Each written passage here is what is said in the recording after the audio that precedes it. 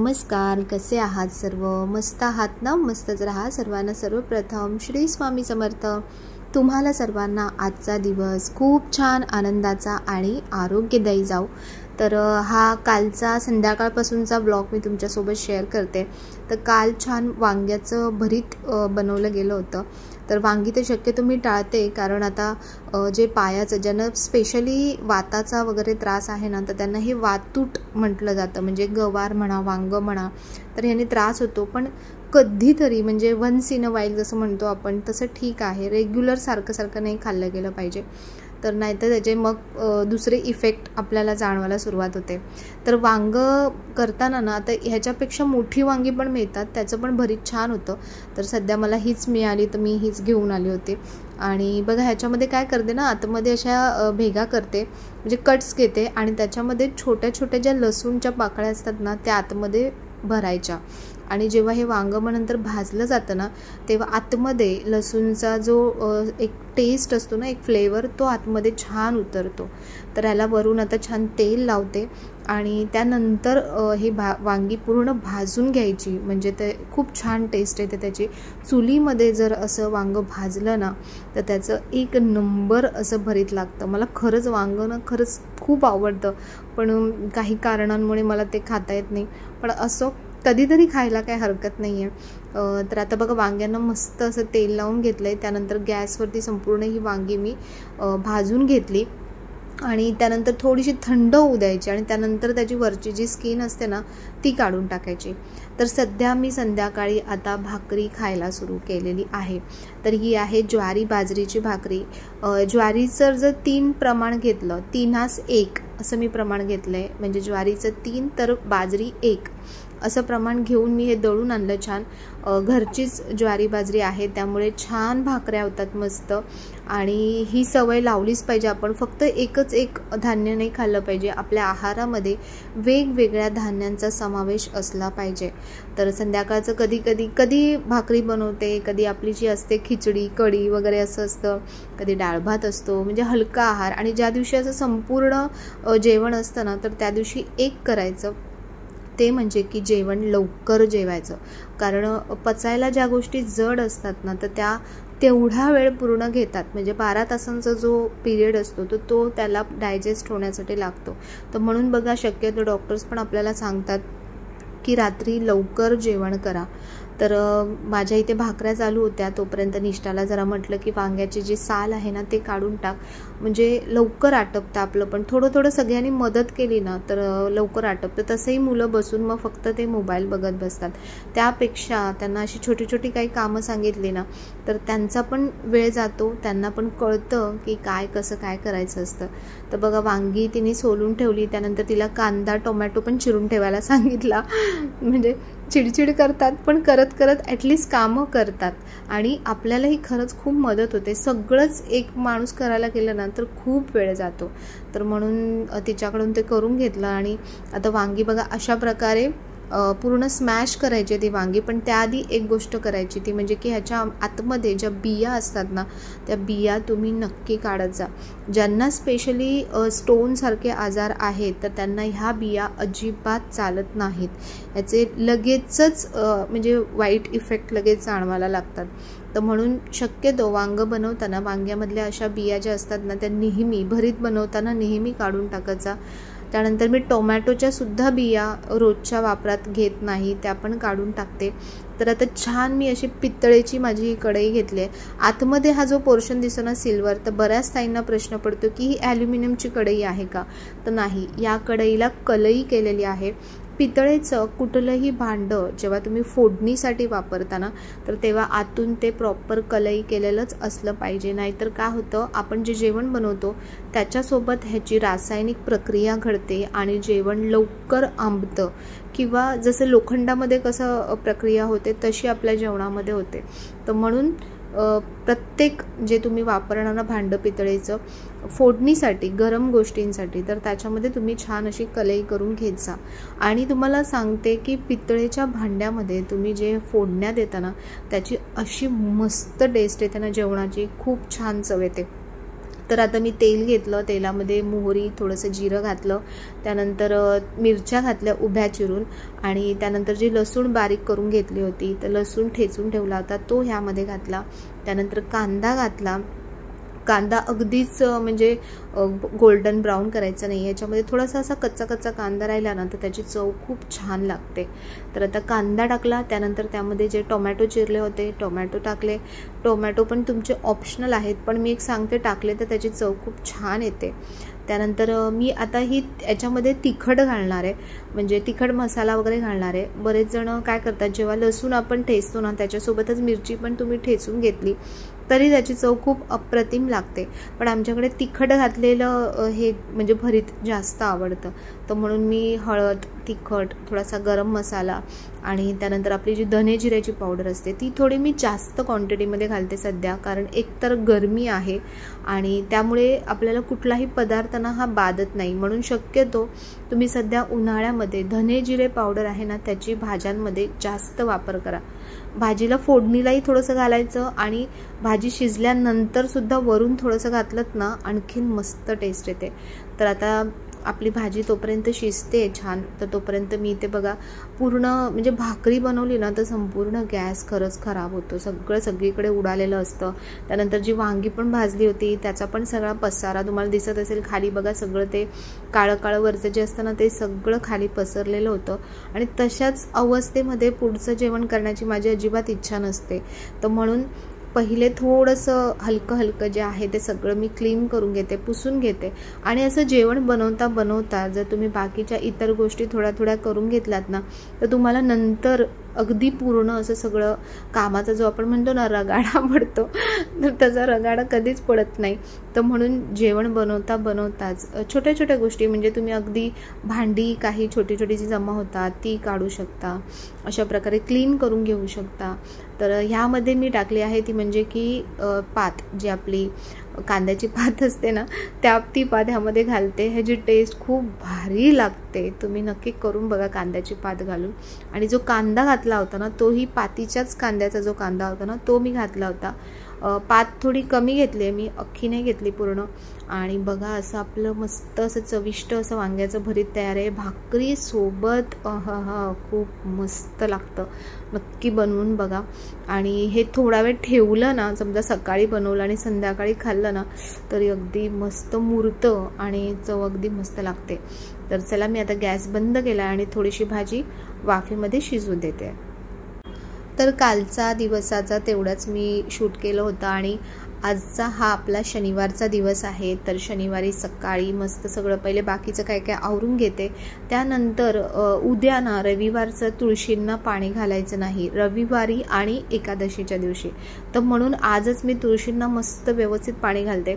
इथे बघा ह्या कॉर्नरमध्ये, तर हा माझ्या घराचा ना उत्तर कोपरा येतो, म्हणजे ईशान्य उत्तर कोपरा येतो. तर मी इथे तुळशी सगळ्या ठेवल्यात, पण इथे ऊन अजिबातच येत नाही. पण तरीही तुम्ही बघा की म्हणजे जो दिशेचा किंवा जागेचा जो प्रभाव असतो ना तो खरंच असतो की इथे अजिबातही ऊन येत नाही, तरीही इथे तुळशी खूप छान सर्वाईव्ह करतात. झाडं बघा, मनी प्लांट बघा, माझं बांबू ट्रे, हे जे बांबूचं झाड होतं ना हे माझ्या जुन्या घरात पण होतं, पण तिथे त्याला वाढच नव्हती, म्हणजे अगदी थोडं थोडं वाढत होतं, पण इथे खूप छान वाढतं या जागेवरती.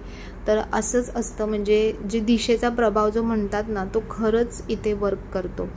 तर तुळशी जिथे लावलेल्या असतात ना तर त्या कुंड्यांमधली माती अशी वारंवार उकरायची. त्याच्यामुळे काय होतं, आतमध्ये जी माती चिकट झालेली असते ना ती मोकळी होते आणि मुळांना झाडाच्या खूप छान ऑक्सिजन मिळतं. तर जेव्हाही आपल्याला असा फावला वेळ असेल, काही करण्यासारखं नसेल, तर तुमच्या घरातल्या ज्या कुंड्या असतात ना त्यांची अशी माती उकरायचं काम तुम्ही नक्कीच करू शकता. खूप छान स्ट्रेस, म्हणजे ह्याच्याने खरंच सांगते की आपल्याला करताना सुद्धा खूप आनंद वाटतो.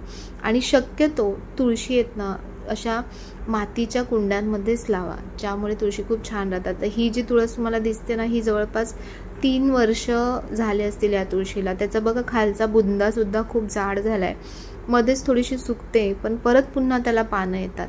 तर असं जर आपण काळजी व्यवस्थित घेतली झाडांची तर वर्षानुवर्ष आपली झाडं आपल्यासोबत राहतात. तर बघा ही माती सुद्धा किती भुसभुशीत आहे याच्या आतमध्ये. तुळशीची माती अजिबात चिकट राहता कामा नये, त्यामुळे तुळशी लवकर खराब होतात. तर उद्या आहे रविवार, तर त्यामुळे उद्या ह्या झाडांना म्हणजे तुळशींना मी शक्यतो पाणी घालत नाही, तर म्हणून आजच म्हटलं व्यवस्थित भरपूर पाणी घालते, म्हणजे मग उद्या ना माती अगदी अशी ड्राय होत नाही, पानं अगदी सुकल्यासारखे दिसत नाही. तर ह्या काही गोष्टी मी नेहमी डोक्यात ठेवते झाडांच्या बाबतीत.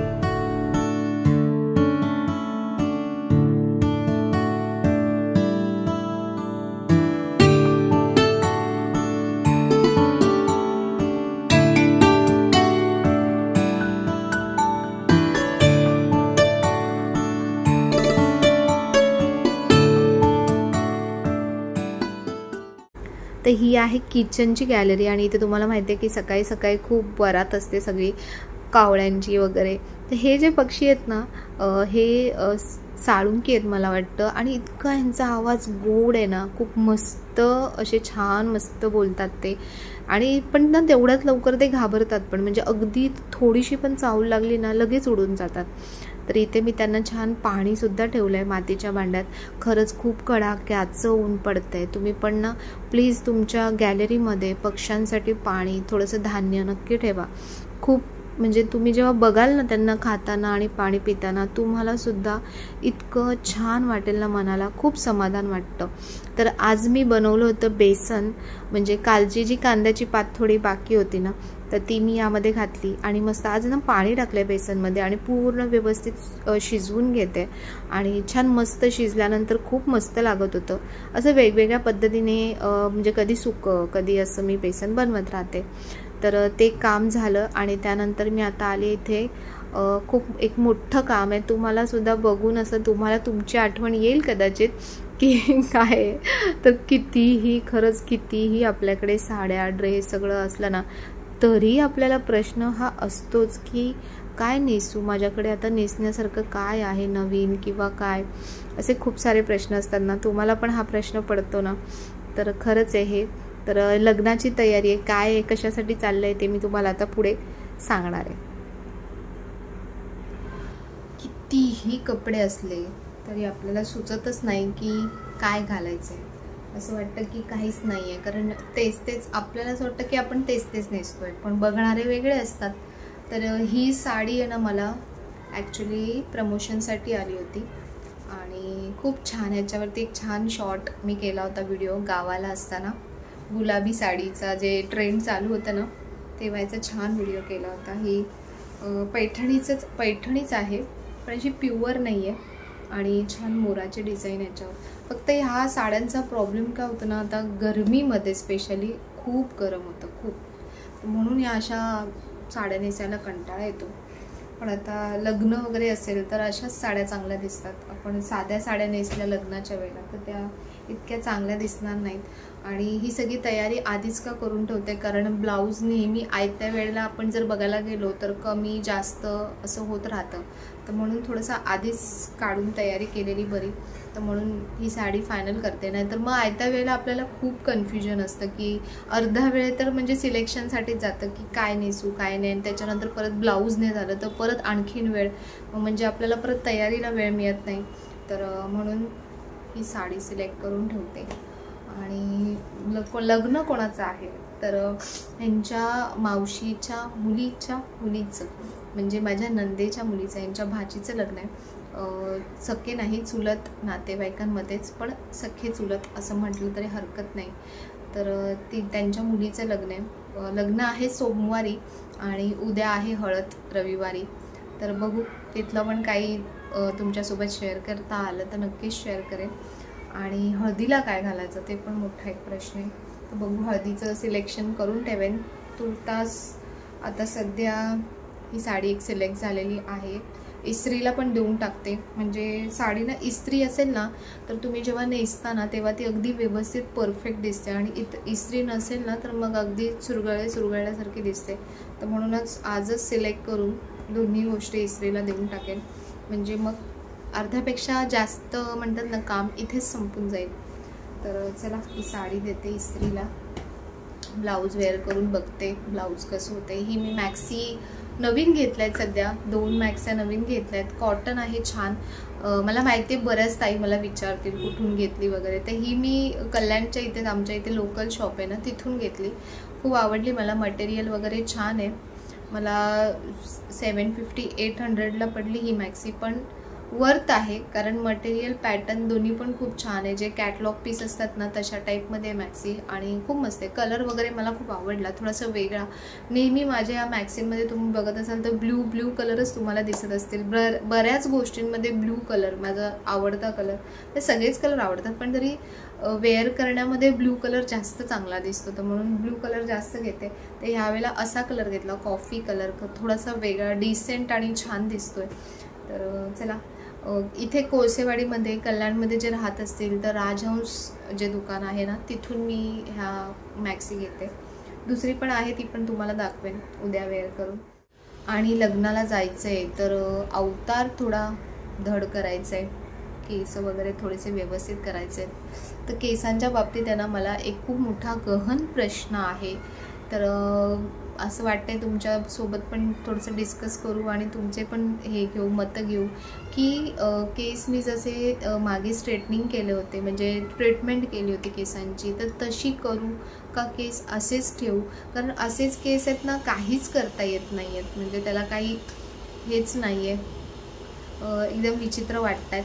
पण लास्ट टाईम मी बघितलेलं ना माझे केस खूप गळत होते, त्याच्यामुळे मी ट्रीटमेंट खूप पुढे ढकलली. आणि एकदा त्या गोष्टीची सवय झाली ना हेअर ट्रीटमेंटची, तर आपल्याला असे केस बघवतच नाहीत कारण हे आपल्याला मॅनेजेबल वाटत नाहीत. थोडेसे मी तरी मध्ये जी मशीन असते स्ट्रेटनिंगची मशीन वगैरे त्यांनी थोडेसे करते, पण जे ट्रीटमेंट नंतर जो लुक येतो केसांचा आणि केसांना जी शाईन येते तर ती वेगळी असते.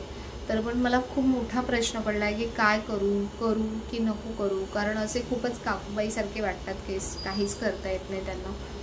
तर सारखं ती मशीन फिरवणं पण बरोबर नाही आहे, त्याने पण केस लवकर खराब होतात. तर विचार करते की काय करू की नको करू. तुम्ही पण मला सांगा तुमची मतं की काय करू, स्ट्रेटनिंग म्हणजे ट्रीटमेंट केसांची करू की नको करू. असे खूपच असे ॲक्च्युली कर्ल्स आहेत ना केस, त्याच्यामुळे जास्त प्रॉब्लेम आहे. मग ते असे खूप वेवी आणि मॅनेजेबल नाही वाटत. ज्यांचे ऑलरेडी प्लेन सिल्की वगैरे असतात ना त्यांना त्याची काहीच गरज पडत नाही, पण ह्या केसांची काहीच अशी हेअरस्टाईल प्रॉपर करता येत नाही आणि गरमही प्रचंड होतं, म्हणून कंटिन्यू असे बांधूनच ठेवावे लागतात. तर तुम्हाला पण असे प्रश्न पडत असतील ना, तुम्ही पण मला सांगा तर काय करायचं याच्यामध्ये. असो बघू, मला सांगा, मग मी पण विचार करेन की खरंच काय करू. आणि आता मी दुपारी बोलवलं एका लेडीजला थोडंसं करायला, घरी येऊन करतात आता त्या, ते पण मी तुम्हाला सांगेन. पण ते कसं आहे ना कुठल्या सर्व्हिसचं मग प्रमोशन केल्यासारखं होतं, तर म्हणून मी ते सांगत नाही आहे. पण ॲक्च्युली खूप मस्त आहे, म्हणजे स्वस्त पण आहे आणि घरी येऊन ते आपल्याला छान संपूर्ण जे पार्लरचं सॅलूनचं जे असतं ना ते सगळ्या गोष्टी म्हणजे फेशियलपासून हेअर कलरिंगपासून मेहंदी लावण्यापासून सगळं करून देतात आणि अगदी रिजनेबल रेटमध्ये.